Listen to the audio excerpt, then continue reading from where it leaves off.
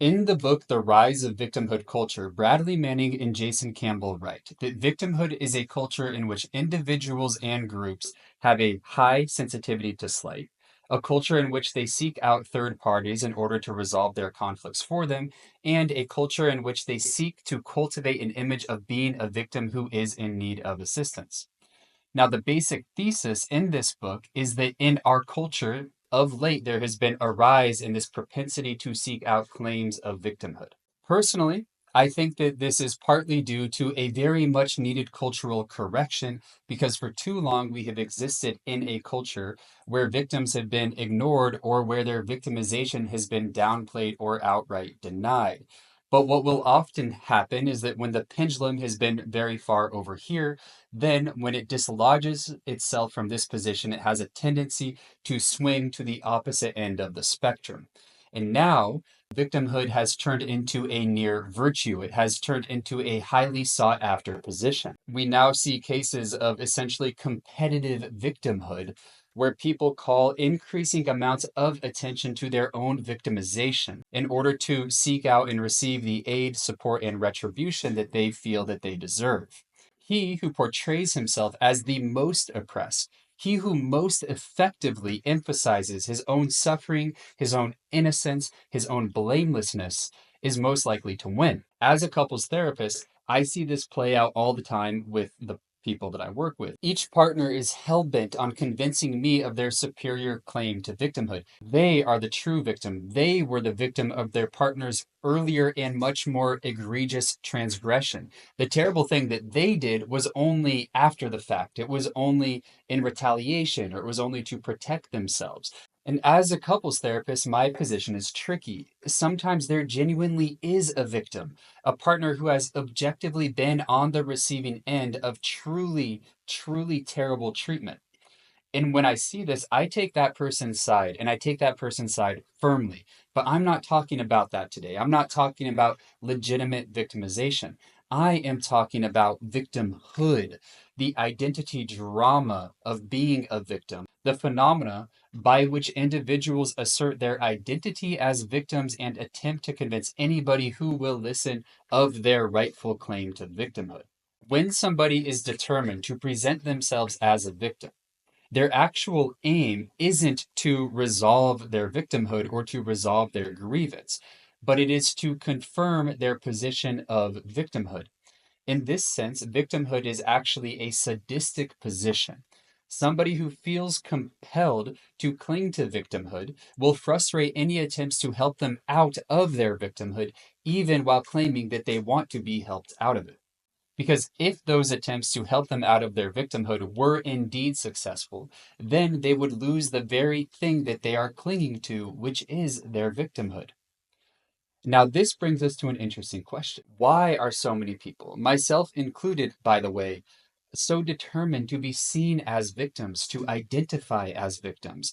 What are their dramas of victimhood doing for them? Why are their dramas of victimhood so appealing to them? And the most obvious explanation is that we all come into adulthood out of the position of being a victim.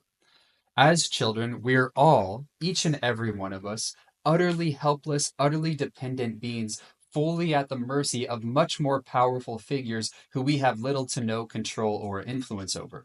Our parents, our teachers, other adults, societal structures, the world at large. We cannot do much about that, especially as tiny little children. So we all start out as victims. It's unavoidable, actually. We therefore have to disidentify with this very real victimhood. We have to grow out of it. As you know, growth is hard, challenging, and difficult. Sometimes it is much easier not to grow, especially when we have been rewarded for our victimhood.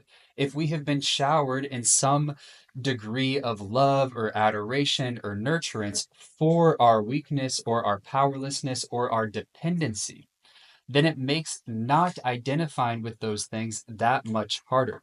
Conversely, if we have been punished or neglected or hurt for our expressions of power and independence, then we again have a lot of motivation to retreat back to positions where we feel like and identify as the victim.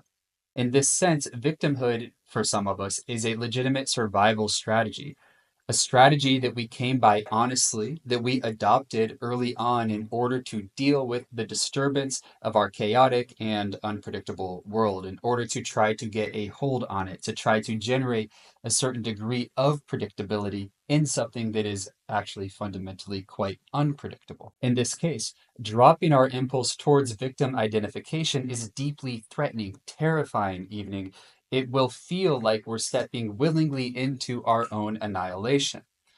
Underneath our victimhood narrative and our frantic efforts to cling to it likely exist all sorts of core vulnerabilities that we've dedicated our lives to avoiding: feelings of grief, panic, helplessness, hopelessness, the types of feelings that nobody wants to have a conscious relationship with. So, successfully convincing ourselves and others of our victimization has helped us to avoid a conscious experience of those core vulnerabilities. Therefore, on some level, we're trying legitimately to take the best care of ourselves possible via the vehicle of victimhood. So, our claims to victimhood, our stories of victimhood, our attempts to identify as victims, it's not pathological per se. It's just an outdated strategy to take the best care of ourselves possible. Additionally, our stories of victimhood and victimization offer us simple explanations for an incredibly complex world. They relieve us of the burden of freedom and personal responsibility, and they entertain us with enticing thoughts of alternative realities. That is, they provide us with temporary escapes from whatever it is that we don't like about the present moment. And our stories of victimhood are very reliable. Once they get going, there's no place that they can't go. We can position ourselves as victims to literally anything that we would like to position ourselves as victim to. And this brings us to another, even more interesting question, which is, because victimhood is so compelling and so helpful, and some of the time an actual survival level strategy, albeit an outdated one, why in the world would we want to overcome it? Why in the world would we want to drop this particular identity drama of ours? And the answer is that it does come with a few pretty hefty price tags, and we should look at them honestly to see if we're willing to go on paying them. And to name just a few, I'll go over four. And the four price tags are that we continue to feel weak, disempowered, resentful, and vulnerable. Weak because in staking a claim to victimhood, we have actually identified with our weaknesses and not our strengths. And if we get rewarded for our claim to victimhood, then we have reinforced this identification with our feelings of weakness and vulnerability as opposed to strength. Resentful because when our victimhood dramas are unconvincing to others, when they don't get us what it is that we want, then we're going to end up feeling bitter and resentful towards the world. Number three, disempowered, because when we're operating out of our victimhood positions and dramas, we're fundamentally placing ourselves in the childhood position relative to the world beyond us, where we are needing to convince the world of our victimhood in order to get what it is that we would like. This is a fundamentally disempowered position. It is a childlike position where we're painting the world beyond us as our all powerful saviors or our all powerful perpetrators. And then number four, we place ourselves in a very exposed and vulnerable position because we rely on others to help and reward us, and because we put our well being into how others treat and view us, then, but we have no direct control over them, then we're very exposed. We're like a leaf in the wind, and the fates of the wind determine the quality of our lived experience. So it's your call. Maybe you're fine with paying those price tags, which is not a problem. It's not my job to convince you otherwise. But if you'd like to change your impulse, to challenge your impulse, to seek out positions of victimhood, there are some practices that you might consider trying on. You can actively counteract it, for example, with the ongoing discipline of personal responsibility. I did a whole video on it. You should be able to click on it up there. You can continually come back to the language, even internally. I am choosing this.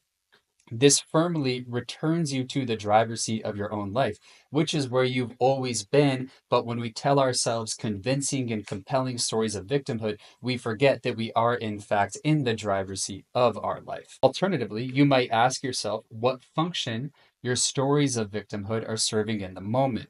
How is getting caught up in our identification with victimhood legitimately helping us right now? What feelings and sensations are our stories of victimhood protecting us from? If we weren't to take refuge in them, what might we be forced to face instead? Victimhood dramas are the product of our lifelong unconscious choice to avoid conscious experience and relationship with aspects of reality that we'd rather not face, be these circumstances, emotions, vulnerabilities, upsetting situations, and so forth. As children, our stories of victimhood were appropriate, unavoidable, and even necessary. We needed protection from too much exposure to too much reality. But as adults, the temporary protection and relief that they offer may not be worth the disempowerment price tag that we have to pay. As adults, we can choose the extent to which we continue to stake out claims to victimhood, the extent to which we continue to identify as a victim. We may very well find that we have more capacity to face the painful realities of the world that victimhood dramas have protected us from to this point. In the end, the choice is ours, each of ours. Is our victimhood or is our integrity and dignity a higher priority to us? Are we willing to experiment with giving up our various victimhood identities and dramas, even for a moment or two, and to see if doing so kills us? Thank you very much for watching. Feel free to comment below with any thoughts or questions you might have. Feel free to like or subscribe if you would enjoy more content like this in the future. Thank you and have a great day.